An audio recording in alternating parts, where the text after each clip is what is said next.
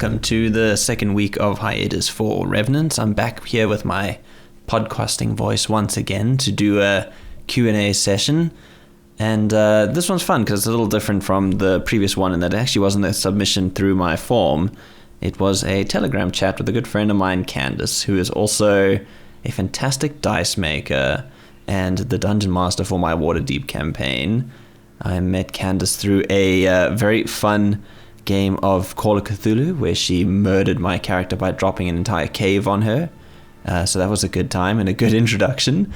And so now she's running our game and making fantastic dice, which I will link to. And she asked some very thoughtful questions about Revenants, which I thought I would answer here as the second week of Q&A for this project. Again, for those of you who somehow ended up here without knowing what Revenants is, it's a comic I have been working on and off for many, many years that has since become its current rendition online. If you go to revenantscomic.com, you'll be able to read the comic up to the end of chapter 10 at this point in black and white. And if you go to my Patreon, you'll be able to read all the pages in full color for only $5 a month. And in addition to the full color pages, you get a bunch of behind the scenes content, including how I do the 3D models for my environments and all the process videos out of Procreate. And then just any additional stuff I feel like sharing with patrons from behind the scenes on making the comic. A lot of cool people on the Patreon, a lot of cool people on the Discord, so it'd be cool if you could join us there. And if you enjoy listening to about the setting and about the comic today, feel free to submit some questions through the contact form that I will link below. It would be cool to hear if you have any thoughts about the comic. This specific one, like I say, was brought from a Telegram chat with Candice as opposed to submission on my form. So it's going to have a slightly different tone in that it's a conversation I'm kind of condensing into some answers here. But I thought she had some very thoughtful questions and ones I like to talk to people about. I've had a few people ask similar questions, so I thought it would be a fun one to talk through today. Right up top on our discussion, Candice and I asked for my inspiration for the comic.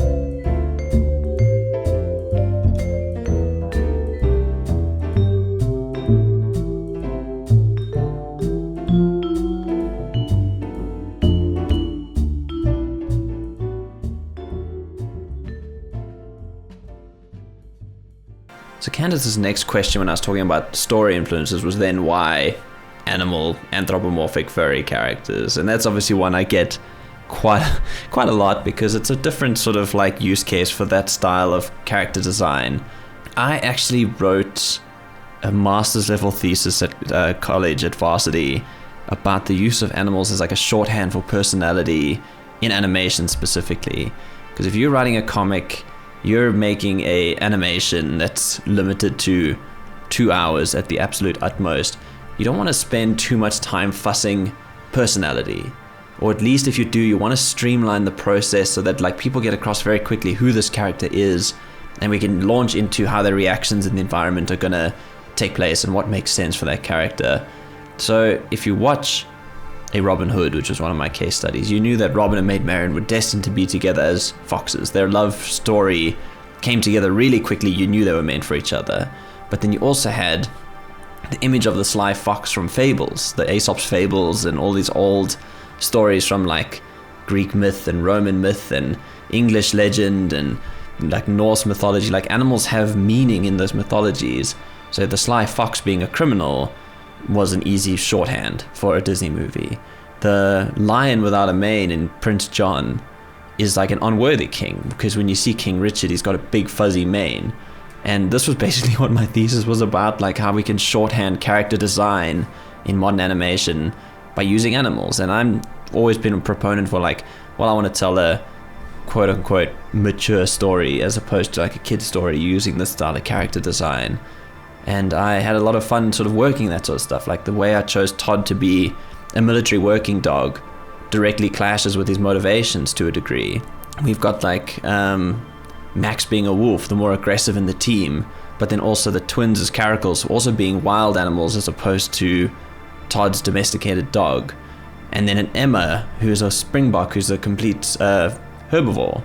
So she's the odd one out in this team full of carnivores. So we can have all these interesting dynamics revealing their personalities without having to spell it out. She's the odd one out. She's the only woman on the team.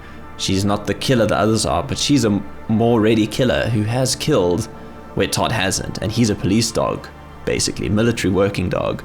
So I found there's a lot of fun ways that we can use the metaphors based on animals as we currently understand them, but then also invert them from time to time. I think there's a lot of power in that style of character design. And the furry community is obviously completely engaged with that. And I do consider myself very sort of adjacent to the community. I don't consider myself like a full-on furry, but I do enjoy the art. I do enjoy the sort of culture that I've seen around it.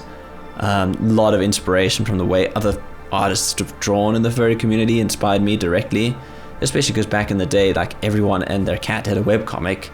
A lot of furry artists had absolutely amazing webcomics that I was reading in high school and varsity. So it was definitely a fun way to approach character design as personality. And if I was to be brutally honest, I did do a couple of cartoons that had like humans in them, and I really struggled with same face when it came to those. The best I could do was maybe hair design and color, but I really struggled to make human characters unique. I still do. And animal characters for me just seemed like a more natural shorthand to go, okay, well, I could have 3 canines in this team, but one of them could look like a husky, and one of them could look like a wild dog, and the other one could look like a wolf, and there we go. That's 3 characters. And I think I've gotten a little bit better at drawing them looking slightly different from one another, but back in the day, I feel like it really got my stories and my character comics off the ground way faster than it could have with a human cast. Another interesting thing I brought up with Candice with regards to animals as character design is a fantastic point brought up by Scott MacLeod in Understanding Comics, which is a book I desperately need to get my hands on again because I've only ever read it at the library, is when he specifically refers to designers and cartoonists like Hergé, who would draw Tintin and a lot of the cast quite simple, little pinprick eyes, quite big, round, expressive faces. They lived in very complicated and detailed backgrounds that he, I think, painted in gouache and maybe even markers and stuff like that. So the backgrounds are incredibly detailed and you can really feel yourself in this world, but you can also pour your entire sort of personality into these characters. They kind of, being so simple, are blank slates to a degree. Like you can kind of put yourself in their position. I joked with Candice that it's like, okay, granted, a lot of old comics are like, all the characters are white dudes, so that does narrow the field, but you could, to a degree, put yourself in the shoes of a lot of simple characters. You could kind of feel for them in a way that they were an analog and an avatar for the reader. And I almost feel like anthropomorphic characters can do that in an even more powerful way. I obviously kind of imbue a lot of my own preferences into my characters because I'm writing from a personal point of view.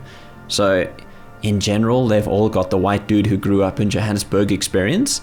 But I hope that if people read this comic and interpret a character in a way that they relate to, I want that to be valid. I don't want to say, no, you can't relate to Chloe in the band that way because she's just this very specific person I've pictured.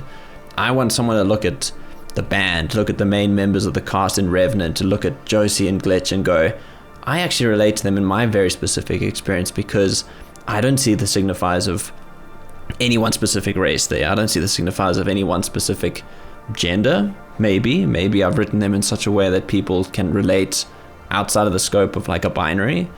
I want these characters to be just that blank slate that if someone's like, I relate to this character, I want that to be valid. I don't want to come in there as the author and go, you're interpreting my characters wrong. I think the blank slate that animal characters offer is a very powerful thing for the reader to bring in their own interpretation, own life experience, which was something I kind of only thought of way later on in the comic. Honestly, I'm super mad that Zootopia and Beastars came out after I finished my master's thesis.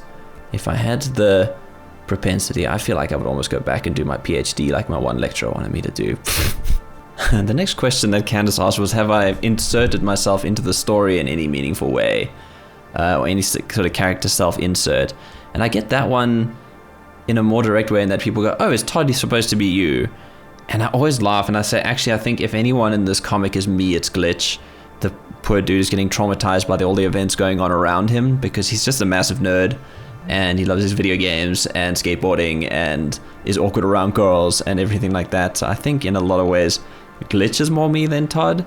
But also then, you know, as is obligatory in the furry fandom, I have my persona of an African wild dog. And he has yet to reveal himself in the comic, actually. I feel like I need to put him in the background of a crowd shot or something in the near future. Yeah, and then Candice's next question, kind of coming back to personas, is my comic big in the furry fandom? And like I say, I'm very furry fandom adjacent. I think a large proportion of the fandom is in the US, maybe a little bit in the EU as well, but it's a very small community here. And like I say, I'm recording these a little bit in advance. I'm going to my first FurCon in September at South African FurCon out in the deep hill of West Rand of Joburg, so I'll have to report back how that goes. But in general, yeah, posting the comic in furry spaces, Furfinity, linking to it in sort of like formerly Twitter, now things like Blue Sky, and tagging it furry, that's when I get a lot of attention. And yeah, I mean, furries I find generally are very quick to embrace people who do any kind of art. They're a very welcoming community that it's like, if you're doing something fun and interesting, I want to know more about it. And I find that, I don't have a lot of other fandoms to base that on, but I find furries are very quick to embrace someone who's creating something and doing their own thing and doing an independent project. Like obviously they're all clamoring now at this point for Zootopia 2 that's just been announced, but independent stuff is almost given that same weight because they're like, if this is a furry character in it, I'm into this and I want to know more about it. So I feel like it's an audience that's fun to tap into because they align with like my own interests. And in general, if you're doing something, they're like, I want to know more. So I find that I've gotten a decent sort of following specifically through the furry fandom. It's really fun to be involved adjacently with the furry fandom, and maybe one day I'll get to go to like a stateside or EU-based furry convention too, because our local one's going to be quite small by the looks of it. I'm excited to see what it's like. You can meet some local furries properly and not just digitally online. I'm a bit of a socially awkward person to begin with, so even chatting online I tend to lurk more. So I'm going to be forced to be talkative in person. But I am excited at the prospect of maybe doing that at an international convention one day as well, just to kind of see what that's like. Cool, and that's about that from looking through my chat with Candice. I'm going to punt her again. You're going to have to see the dice that she makes. I own a set that I customized to match my own Kobold Artificer from her campaign. So please go support her if you can, and go check her out on Instagram. I'll post all the links below. She's making and selling dice under the brand of CCat Dice. And I will definitely link you guys out to that. Thank you, Candice, for the amazing questions. And thank you for sticking around for actually what became a longer one than I expected.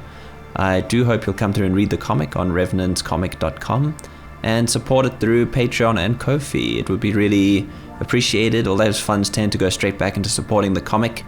And any bit of support I can get is fantastic. And it means we'll get our last 10 chapters of this comic together in the next few years too. So thanks for listening in. And I'll be back with another week of hiatus content next week.